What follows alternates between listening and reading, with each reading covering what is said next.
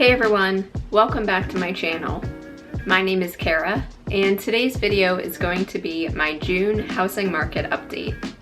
As always, I'm going to be separating this video into a few different sections, those being price, inventory, mortgages, local news, and other news.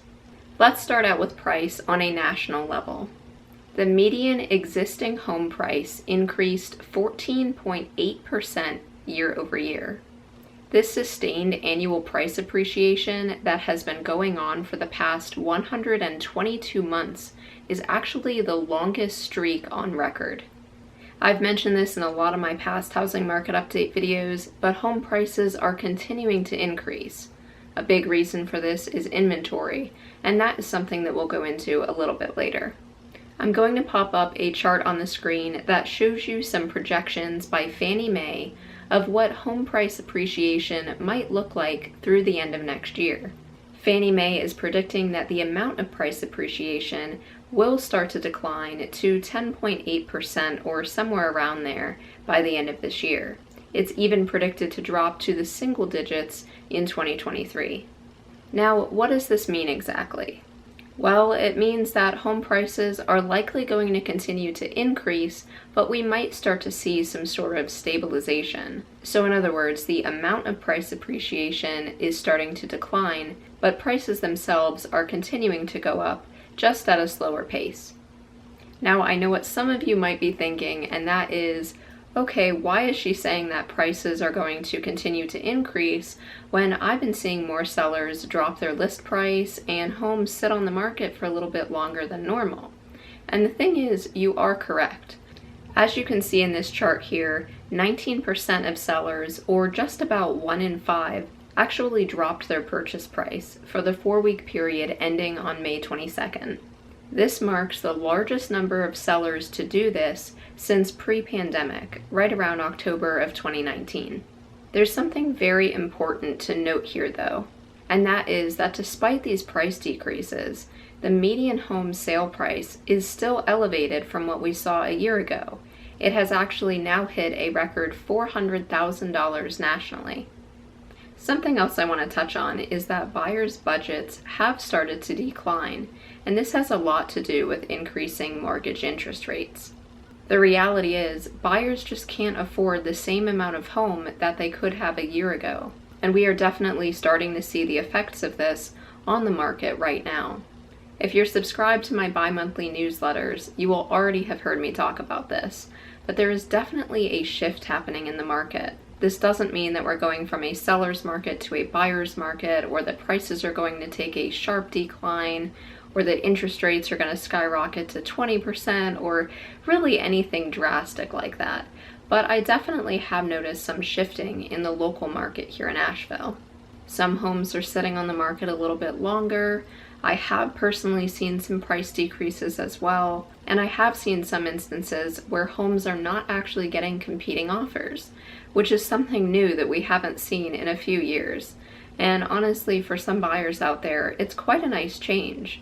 So while interest rates are increasing, and I will go into the details of how much they're increasing a little bit later in this video, but even though they're increasing, and that does in a way negatively impact buyers, less competition is allowing buyers time to actually breathe and think about the homes that they're looking at and make more logical and rational decisions before placing an offer and going through with a purchase on a property.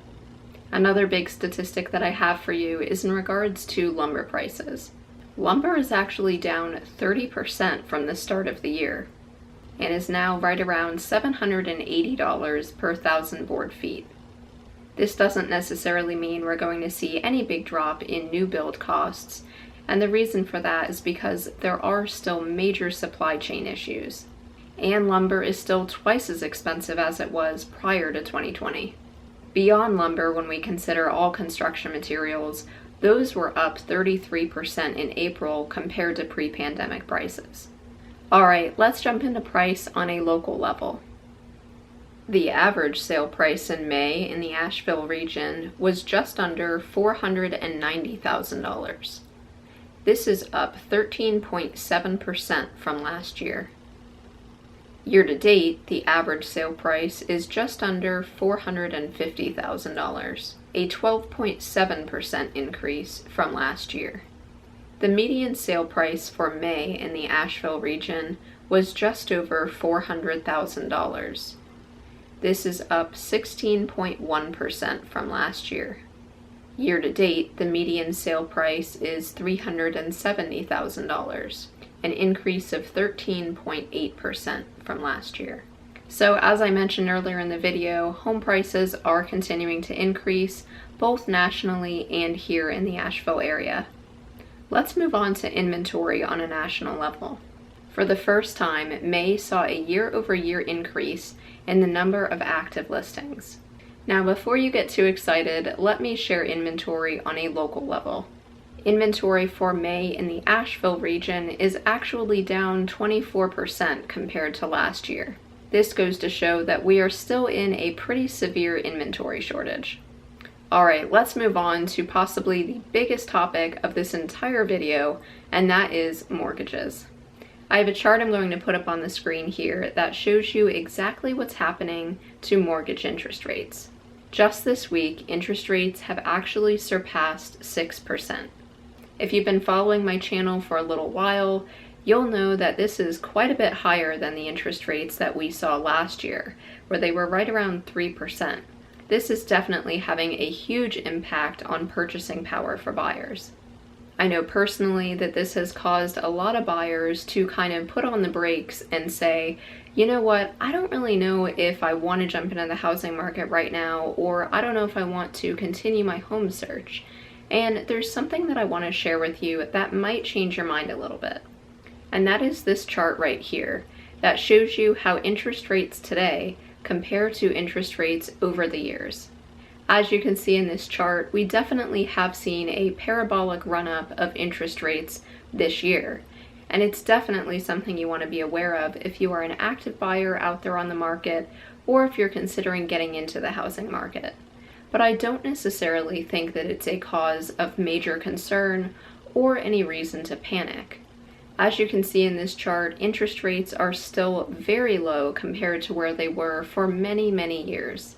So while it definitely does hurt if you were on the market last year looking for a home and weren't quite able to get one, and you're still on the market now and looking at how much your monthly payment is going up, it's definitely not an easy pill to swallow, but definitely keep the larger picture in mind. These rising interest rates are also the reason that mortgage originations are down 21% year over year. Fannie Mae actually projects mortgage originations to fall by 40% by the end of the year. With inflation being so high and us seeing continued increases in food costs, gas prices, interest rates, etc., this probably comes as no surprise. Alright, let's move on to some local news. A couple months ago, I mentioned that there was a proposed plan to kind of reconfigure Merriman Avenue on the north side of Asheville. And it turns out that plan actually was approved. So I'll put up a map here that shows you exactly what's going to be happening. Merriman Avenue is going to be changing from a 4-lane road to a 2-lane road with a middle turn lane, but it's not going to be happening to all of Merriman Avenue. It will only be from Midland Road to W.T. Weaver Boulevard. That section, as well as the area down to Interstate 240, will also be resurfaced. Resurfacing is expected to happen in August and September, with the lane changes starting in October. Even if you've been to Asheville only once, you probably noticed all the construction going on Interstate 26. And I know many people have been wondering, how long is this going to last, because it really does impact commute times and travel times. And while projections for construction completion dates aren't always accurate, it is expected to be done in spring of 2024. Let's move on to the final category, and that is other news. Rising interest rates and home prices have caused the number of sales to drop. Existing home sales declined for the third consecutive month in April, decreasing by 2.4% from the previous month and 5.9% from the year prior. Seeing as Asheville is a very popular vacation destination, I thought this statistic would also be worth noting, and that is that short-term rental revenue has increased by 2/3 since 2019.